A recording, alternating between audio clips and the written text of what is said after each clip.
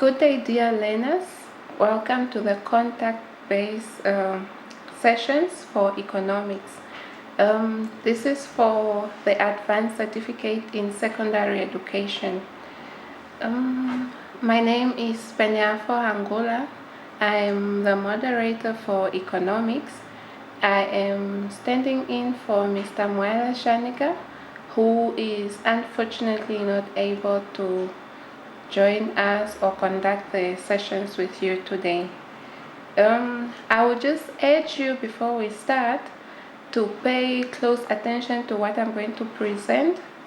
It's very important because there are some points which I will mention or say between the slides that are not written. It's points that you can look at when we are done or when the session has ended. So please pay close attention and just take down stuff that you think would be important for you at this point.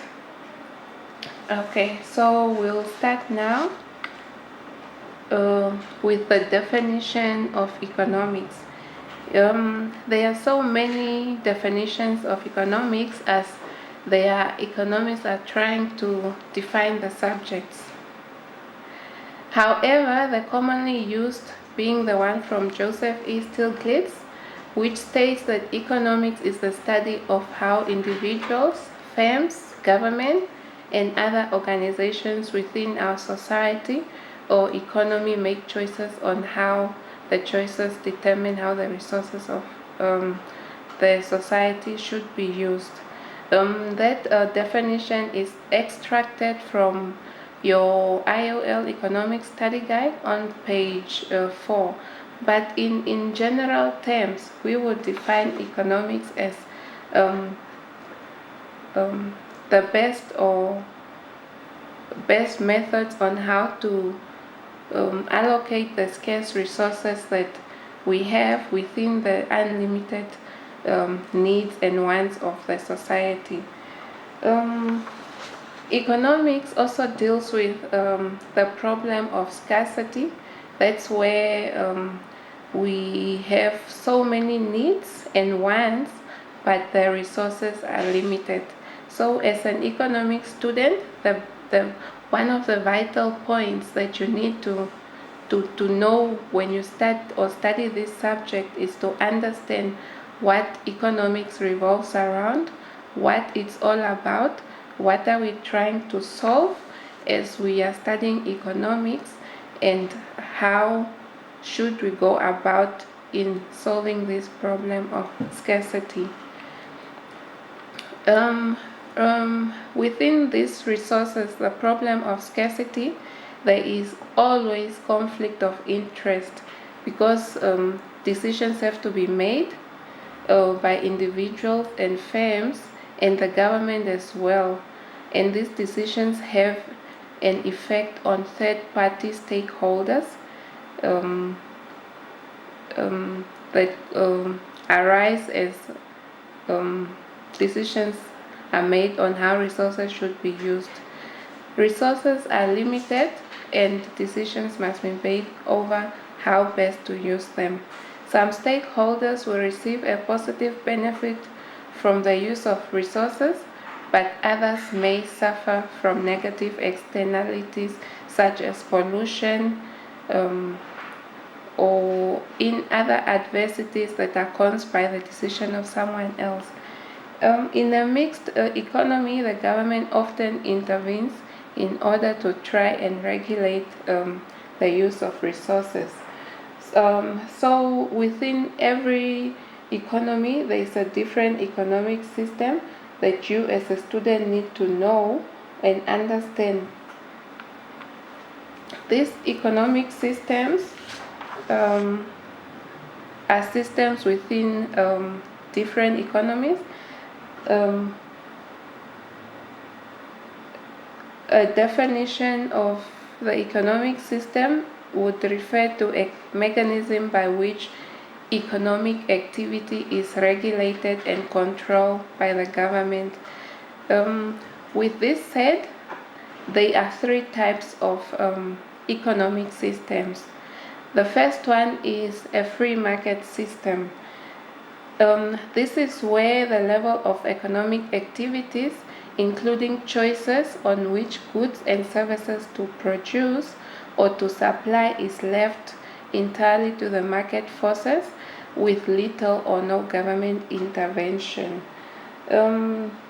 This is also where the economic forces or market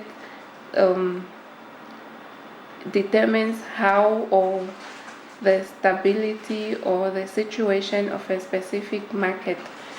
A second system is control or command economic system.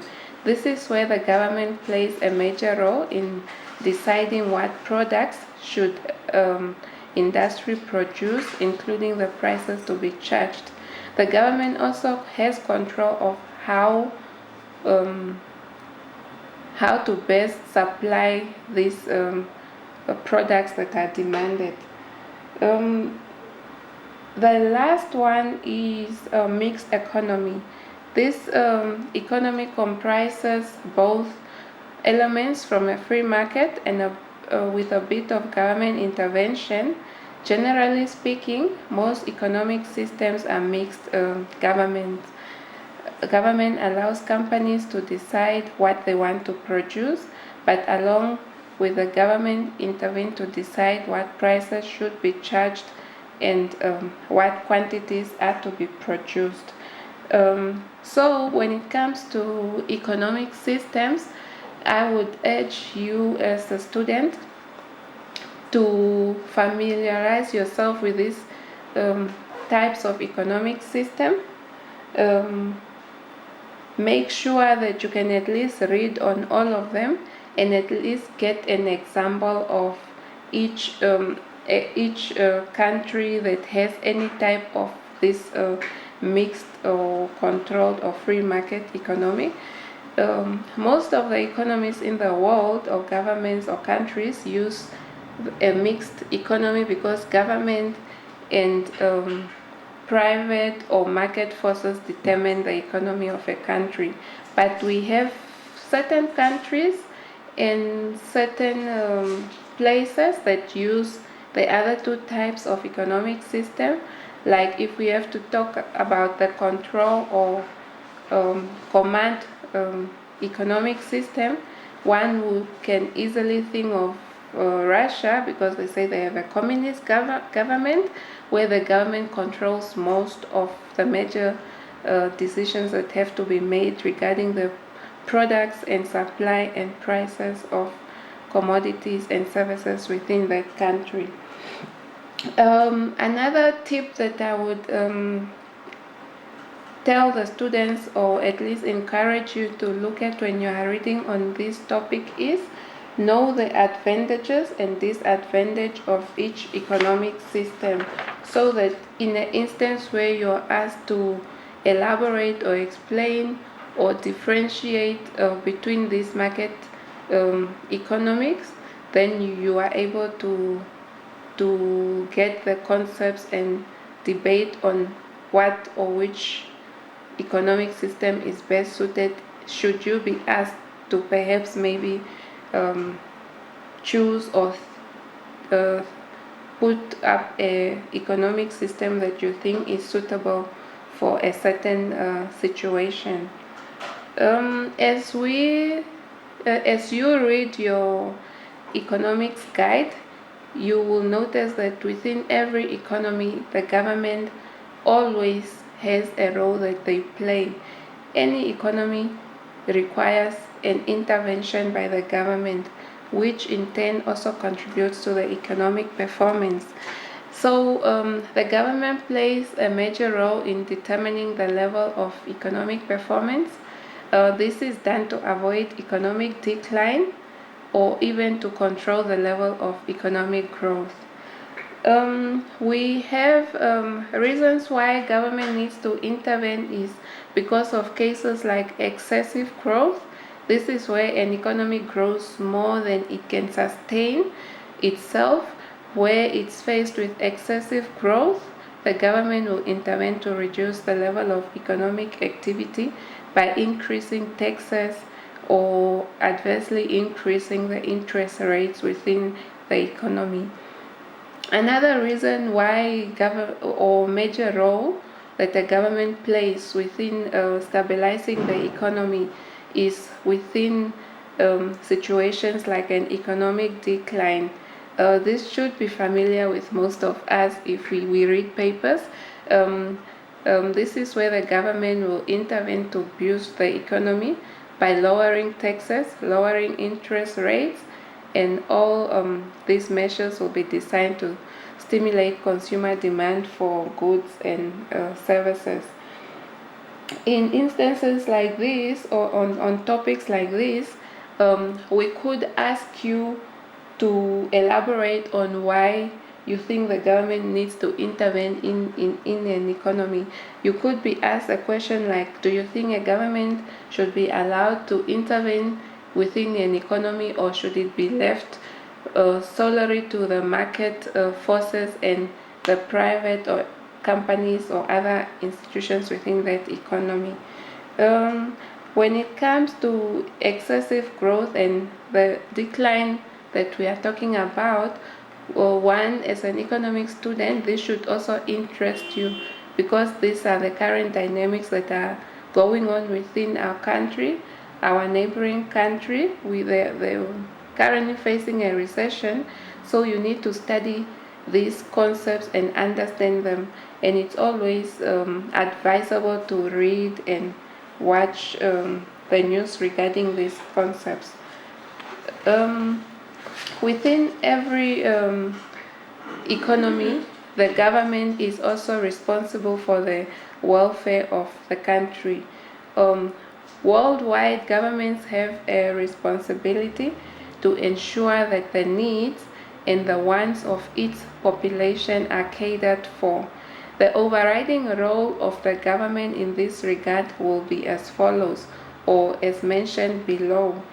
The first one is to ensure the standard of living are improved. This is important because a country's economic growth or activity is based on the standard of living within their country. It contributes to the GDP, which is an indicator for growth. A second one is to ensure that poverty is eradicated. An example of this is a recently introduced food bank. There are other projects as well that are aimed on eradicating poverty, so one should read on all that. A third intervention or responsibility of the government is to provide employment opportunities for the youth. This we also trying to cater for it. If you have been reading papers, it's part of the Harambee Prosperity Plan that everyone is talking about. It's also part of some of the NDPs that we have. So these are just some of the extra papers or documents that you need to read on to get more depth on the responsibilities of a government. Another responsibility is to provide adequate infrastructure. By that we mean that the roads should be maintained. We need to have good standard roads within the country. The health system infrastructure should be maintained. We need to always make sure that we have the latest or the best infrastructure to cater for all these health problems that we face on a daily basis, and we make sure that our development infrastructure is also one of the best, because this attracts foreign investors to come within our country for investment. It also attracts a lot of foreign activities when your infrastructure is up to standard. The last one is providing an enabling economic environment. This basically means your economic environment should be welcoming to everyone, be it the youth, be it the elderly, be it your entrepreneurs within your country, be it the civil servants. It should provide a conducive environment that enables its people to move forward and develop, to keep the welfare status at a good rate. When it comes to this, within the responsibilities, it would be better or advisable for you to use or try to get real life examples on any of these responsibilities, like I've mentioned, the Harambe, the food bank. So when you read extra notes or in your study guides, always try to familiarize it or conceptualize it within what is going around you. Economic growth and the environment. Any modern economy has modern economics has been cited as the major contributor to myriad of environmental disasters such as earthquakes, poor rainfall patterns, and excessive drought. Consequently, there has been a growth in environmental activism, with environmental pressure groups advocating for sustainable economic activities. This is mostly to sustain, as we have had reports and papers have been written that some of the activities within the economy are contributing to the environmental structure, which in turn leads to disasters such as the earthquake that was mentioned earlier. Sustainable economic growth requires the industry to avoid and reduce the damage to the environment in their pursuit for their economic gain. That's why, in turn, concepts such as the sustainability reporting and the global reporting initiative, in turn called GRI, the triple bottom reporting, have assumed a greater influence, so that we are aware of how these activities are affecting the economy. I'm sure some of these concepts or terms are sounding a bit unfamiliarizing, but let me just explain what a sustainable reporting is. It's basically a report that gives information about the economic environment and the social performance as well within an economy, how it impacts the economy. So it gives the government knowledge on the current happenings on social, economic, and just for planning activities and so forth. Within every government, there is tax involved, or every economy tax is involved. When you study these concepts, it's always best to describe what tax is. You should know the definition of taxation, know the different types of taxation that we have.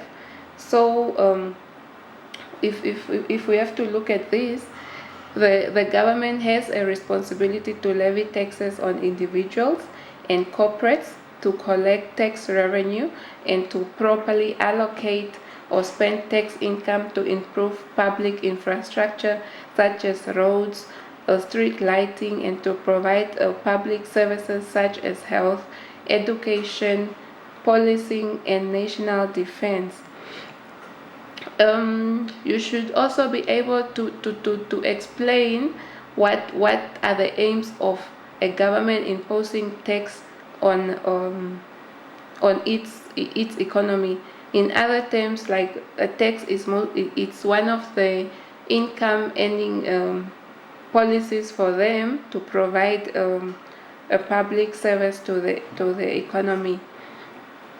The major sources of revenue for the government is to achieve the above taxation policy. Tax can be divided into two different types. We have direct and indirect taxes. Direct taxes are such as pay as you go, which is called payee. This is levied on employed people, and the corporate tax imposed on company profits as well. Indirect taxes include general sales tax, value added tax. VAT is tax that is levied along the production chain. An example of indirect taxes would be the VAT that is imposed on goods and services that we buy. So if one has to go shopping, or you're busy buying something and you look on your receipt, there is always a VAT or tax deducted below just after the amount that you pay for. That is an indirect tax, because it's sort of included in the prices of the good or service that you are buying, which is not compared to the direct taxes that is directly levied on your earnings, like the payee and the taxes levied on the company's profit.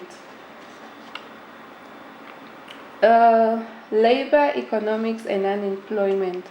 So you as an economics student should be able to understand the labor economics of the economy, and how it leads to unemployment or employment. First of all, you should be able to define what labor economics is, and you should be able to define what unemployment is. So we'll just define it here for you. Unemployment refers to the situation where the country's employment creation capacity is unable to provide job opportunities to all the people that are currently looking for jobs, or in other words, we would say when the government or the country is unable to provide jobs to all the people who are in a working age group.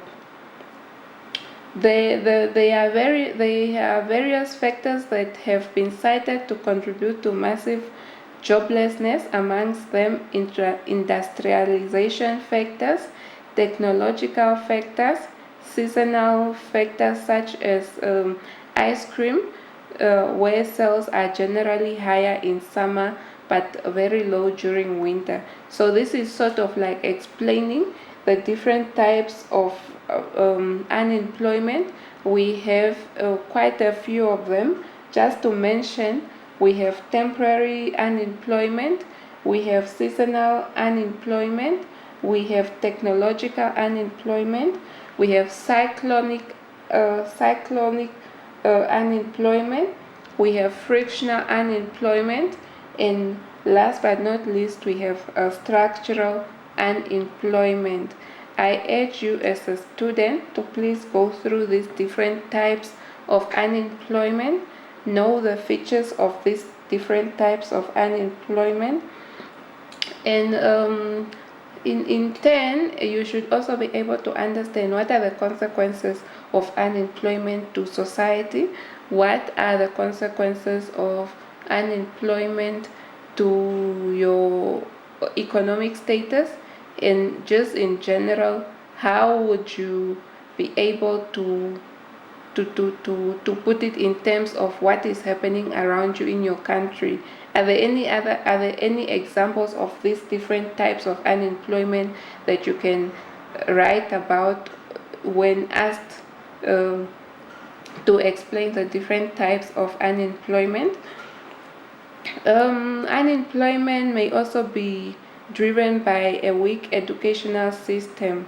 Systems may at times give emphasis to skills that are not required by the industry and give less priority to skills already in excess. This is just to mention that they are factors that drive an economy towards unemployment, which results in some people not being employed, because let's say for example, the emphasis within that country is based on other skills that are given less priority or have already been too much of in excess supply to the country. So please read about the different types of unemployment, the consequences, the features of each unemployment structure, and by this topic you also need to learn on how to calculate the rate of unemployment. Should you be given info on the status of a country, would you be able to calculate its rate of unemployment in a given test or exams? Unemployment has some devastating social effects among particularly the youth. This includes youth being on streets, being at the bars instead of being somewhere where you are giving your services or your effort to earn a stable living. So most of these social illnesses that are happening within our country or other economies are contributed by unemployment. There has also been research that have been done which has found that a greater majority of drug abuse and alcohol abuse is caused by stress, and in turn also caused by unemployment, as people have nothing to do, so they go for other activities such as this drug abuse. Psychologists have also discovered that there is a strong correlation or relationship between drug abuse, unemployment, social unrest, crime, and stress.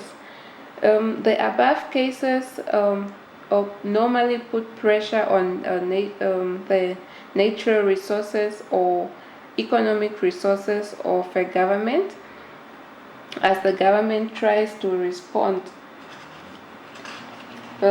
So it would just be good if you can also read through this in your study guide and go through some of the examples that you are given.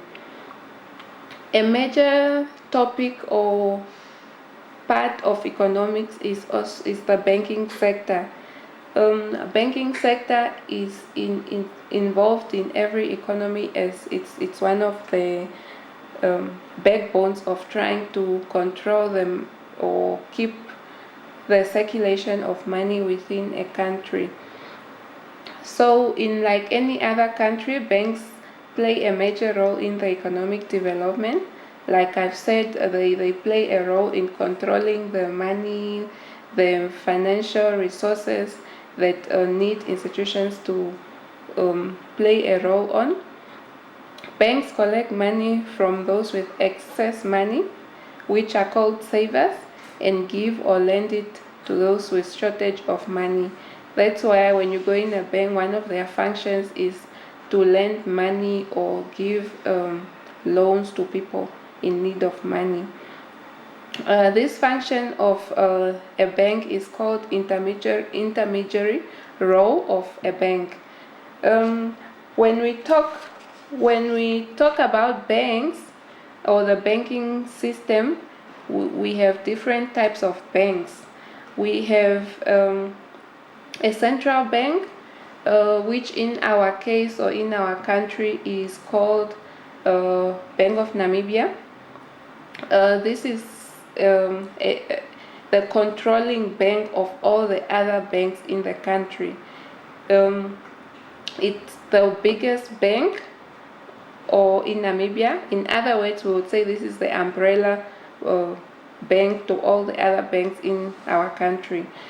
It's known as Bank of Namibia, or BOND when it's abbreviated. It supervises other banks. It controls the level of interest rates and the money supply within an economy. When we talk about the other banks, those are called commercial banks. They deal with the commercial stuff or commercial functions of the banking sector. If you read more on your banking in your study guide, you will notice that there is a difference between the functions of a central bank and the functions of a commercial bank. Commercial banks are banks that we have access to. One of them is the Development Bank of Namibia. This is called the DBN. It provides loans for capital expenditure. Basically, it funds initiatives and projects that contribute to the welfare and development of the country. Another commercial bank that we have is AgriBank. This is it's a commercial bank, but it's also a sort of like initiative for the government to provide funding to the agricultural sector to in turn also contribute to the economy. So the functions of AgriBank is to provide loans for agricultural activities, both to large scale and small scale farming, for developmental purposes, because you would find that in some countries or economies, farmers are sort of like excluded from economic activity and hence are not part of the development process or development goal of a government. So in turn, when the farmers are developed, they in turn contribute to the economic growth, which is GDP. They can export some of their farming goods and services as well. The emphasis on agriculture is due to the importance of the sector towards the national poverty alleviation, and because of the agricultural strategic importance to economic growth in Africa and need for self-sufficiency in terms of food supply. Another bank that we have the small to medium enterprise. This is called the SME bank. This bank has been targeted for financing the needs of small and upcoming entrepreneurs in the industry, as these industries or institutions mostly lack a muscle to compete with the established industries for funding from large-scale commercial banks. It was thought prudent to come up with a bank to cater for the funding needs for the startup of such kind of businesses. Now when we talk of the banking sector, we also have a body that regulates. We have a regulator for each sectoral bank. So in our case, we talk about NAMFISA when we talk about the regulator for financial institutions. So the function of NAMFISA is basically to supervise the financial activities within these financial institutions, to look after the needs of the consumers or the clients of this financial institution. Basically, they make sure that these financial institutions are not overcharging their clients, they are not taking or misusing the client's money, or they are not ill-treating the clients. Some of these regulated schemes are the pension funds.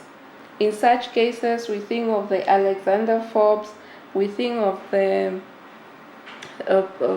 companies or entities that deal with pension funds for individuals and companies. Other financial institutions that are regulated are also the insurance companies. This forms your Stanley, your Sun Lamps and Old Mutual. So it also regulates the most common types of lending institutions within a country, which are small-scale loan suppliers. It set minimum requirements and the standard to be complied with or by all these financial institutions. It also controls the maximum interest rate that can be charged by the financial institutions. So with that, we end this session.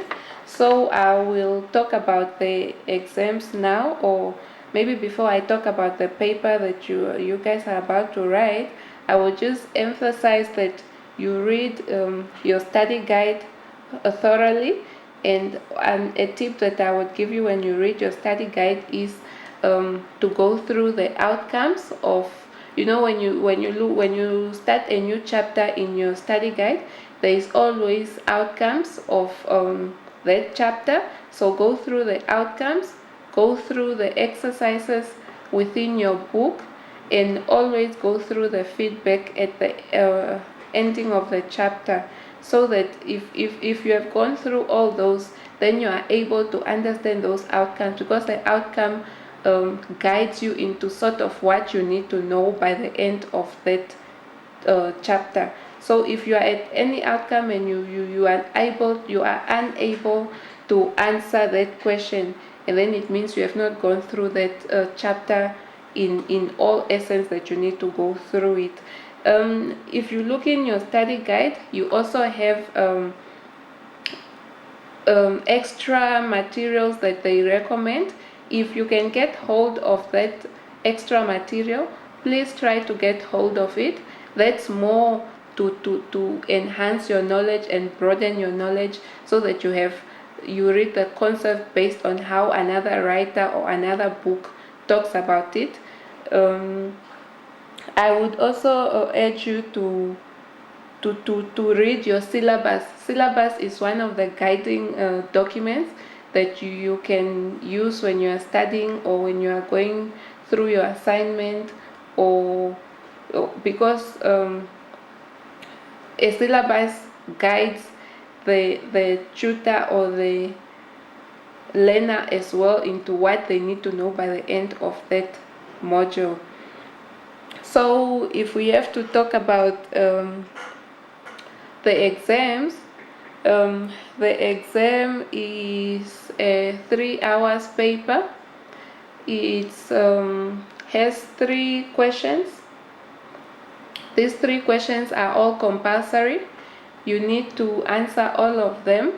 The questions are mostly on most of the stuff that we have covered, or in the contact basis classes.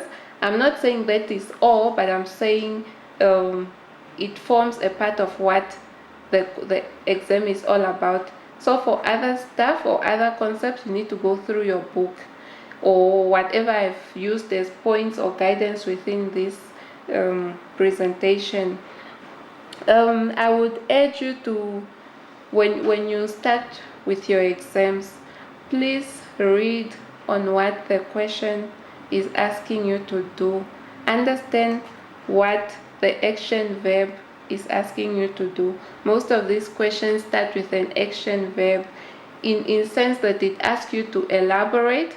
It could ask you to define.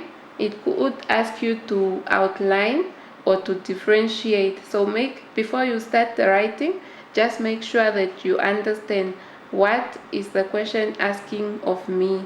Do I need to conceptualize? Do I need to give an example? Do I need to define? And then you are in a better situation to answer that question. I would also ask you to read your instructions when you're answering the question.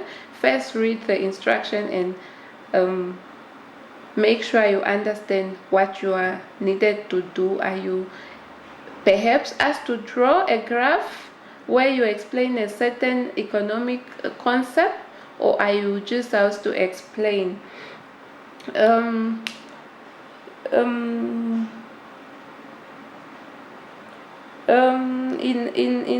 other words, I would also ask you to familiarize yourself with the economic terms that are used in your study guide, so that when you write, you are in a better situation to put things or concepts in your own words instead of just copying or writing everything that is within your